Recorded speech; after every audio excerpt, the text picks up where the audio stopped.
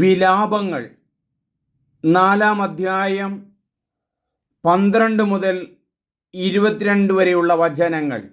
പാപത്തിൻ്റെ ശിക്ഷ പൂർത്തിയായി നിന്റെ പ്രവാസം തുടരാൻ ദൈവം അനുവദിക്കുകയില്ല. ശത്രുവിനോ വൈരിക്കോ ജെറൂസലേമിൻ്റെ കവാടങ്ങൾ കടക്കാനാവുമെന്ന് ഭൂമിയിലെ രാജാക്കന്മാരോ ഭൂവാസികളോ വിശ്വസിച്ചിരുന്നില്ല. അവരുടെ മധ്യേ നീതിമാന്മാരുടെ രക്തം ചൊരിഞ്ഞ അവളുടെ പ്രവാചകന്മാരുടെ പാപങ്ങളും പുരോഹിതന്മാരുടെ തിന്മകളും നിമിത്തമാണ് ഇത് സംഭവിച്ചത്. അവർ തെരുവീഥികളുടെ അനാഥരായി അലഞ്ഞു നടക്കുന്നു. രക്തപങ്കിലമായ അവരുടെ വസ്ത്രം ആരും സ്പർശിക്കുകയില്ല. അശുദ്ധരെ അകന്നു മാറുവിൻ, അകന്നു പോകുവിൻ, തുടരരുത് എന്നിങ്ങനെ ആളുകൾ അവരോട് വിളിച്ചു പറയുന്നു. അതുകൊണ്ട് അവർ നാട് കടത്തപ്പെട്ട് അലയുന്നവരായി അവർ നമ്മോടുകൂടെ ഇനി താമസിക്കരുത് എന്ന് ജനതകൾ പറയുന്നു. കർത്താവ് തന്നെ അവരെ ചിതറിച്ചു. അവിടുത്തേക്ക് ഇനി അവരെക്കുറിച്ച് കരുതലില്ല. പുരോഹിതന്മാർക്ക് ബഹുമാനവും ശ്രേഷ്ഠന്മാർക്ക് പരിഗണനയും ലഭിച്ചില്ല. സഹായത്തിനു വേണ്ടി വൃഥാ കാത്തിരുന്ന ഞങ്ങളുടെ കണ്ണുകൾ മങ്ങി. രക്ഷിക്കാൻ കഴിയാത്ത ഒരു ജനതയ്ക്കു വേണ്ടിയാണ് ഞങ്ങൾ നോക്കിയിരുന്നത്. തെരുവീഥികളിലൂടെ ഞങ്ങൾക്ക് നടക്കാനാവാത്ത വിധം ആളുകൾ ഞങ്ങളെ പിന്തുടർന്നു. ഞങ്ങളുടെ അവസാനം അടുത്തു. ഞങ്ങളുടെ ദിവസങ്ങൾ എണ്ണപ്പെട്ടു. ഞങ്ങളുടെ അവസാനം വന്നു കഴിഞ്ഞു. ഞങ്ങളെ അനുധാവനം ചെയ്തിരുന്നവർ ആകാശത്തിലെ കഴുകന്മാരേക്കാൾ വേഗമുള്ളവരായിരുന്നു.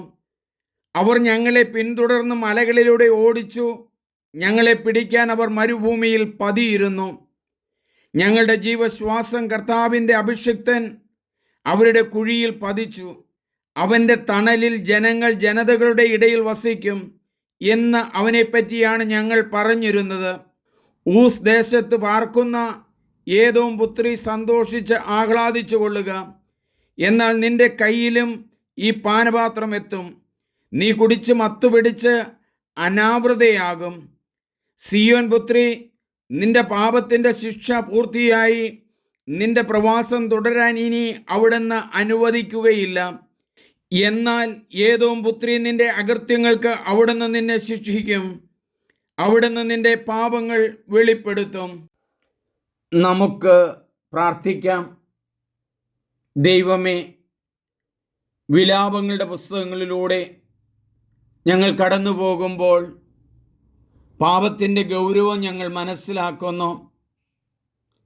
ശ്രേഷ്ഠന്മാരും പ്രവാചകന്മാരും പുരോഹിതന്മാരും പാപം ചെയ്തു.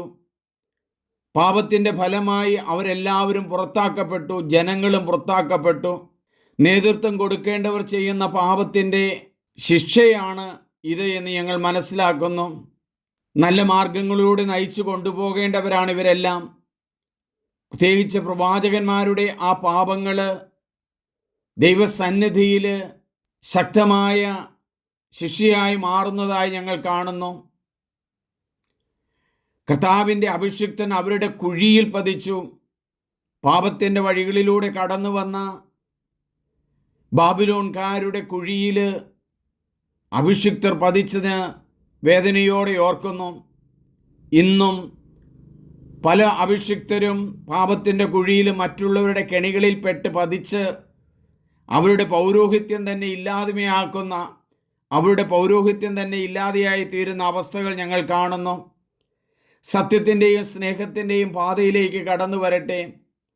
എല്ലാ പുരോഹിതന്മാരും സമർപ്പിതരും അൽമായരും കുടുംബജീവിതം നയിക്കുന്നവരും സത്യത്തിൻ്റെ വഴികളിലൂടെ കടന്ന് പ്രകാശത്തിൻ്റെ പാതയിലേക്ക് കടക്കാൻ അവരെ പ്രാപ്തരാക്കണമേ. പാപങ്ങളെല്ലാം പൊറുക്കണമേ. അവസാനം ഞങ്ങൾ കാണുന്നു ജനതയ്ക്ക് മോചനം നൽകുന്നത്. എല്ലാം ക്ഷമിച്ച് ദൈവം അവരെ സ്വീകരിക്കുന്നു. ഈ വചനം കേൾക്കുന്ന നിങ്ങളുടെ എല്ലാവരുടെയും പാപങ്ങൾ ക്ഷമിച്ച് കർത്താവ് നിങ്ങളെ സ്വീകരിക്കുന്നു. ആമേൻ. ഏറ്റവും പ്രിയമുള്ളവരെ, നിങ്ങളെല്ലാവരും ഈ വചനഭാഗവും പ്രാർത്ഥനയും മറ്റുള്ളവർക്ക് ഷെയർ ചെയ്യണം, സബ്സ്ക്രൈബ് ചെയ്യണം. ഇത് പല പ്രാവശ്യം വായിച്ച് ധ്യാനിച്ചാണ് ഞാനിത് ചെയ്യുന്നത്.